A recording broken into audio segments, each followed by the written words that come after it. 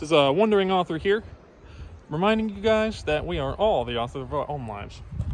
Today, I am coming at you from the Ozarks National Forests.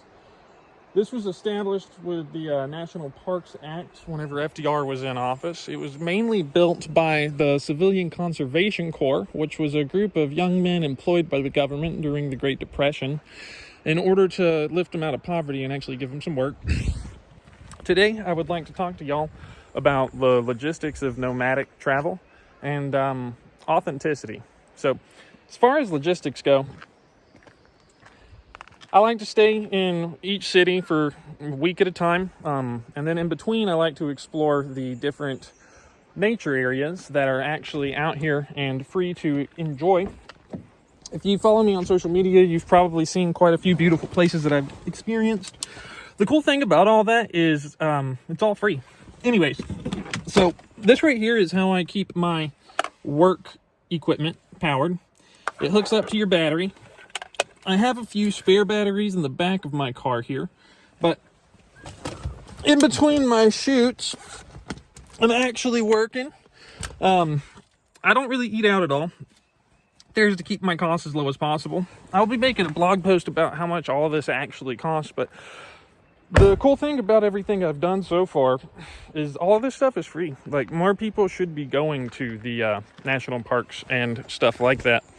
I was actually talking to my cousin last night about how much stuff people do that costs money and like how more people need to actually enjoy going to all the free parks that we have in our country. There's a lot of beautiful areas that people don't experience. Then the other major topic I wanted to address today was authenticity. So living authentically, what that means really is just being yourself, not doing things for other people, and not being afraid of what other people think about you.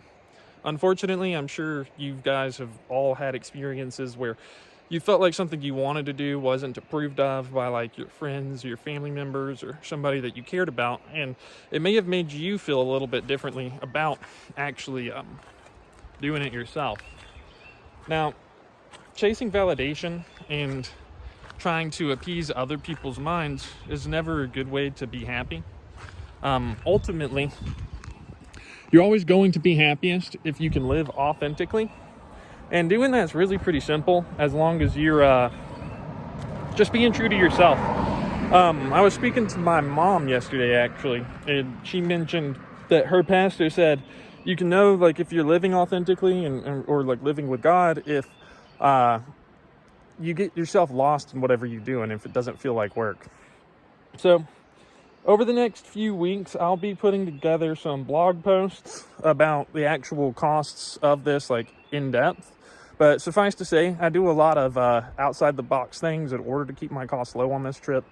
I will be exploring some of the actual cities surrounding the Ozarks. I'm considering purchasing a home here just because how beautiful this area has been so far. But I need to actually explore and put together some information on the housing market in this area. But until then, just a wandering author here reminding you guys to live authentically. Don't be afraid of what other people think about you. And be willing to take risks and think outside the box. And also, we are all the authors of our own lives. Signing out.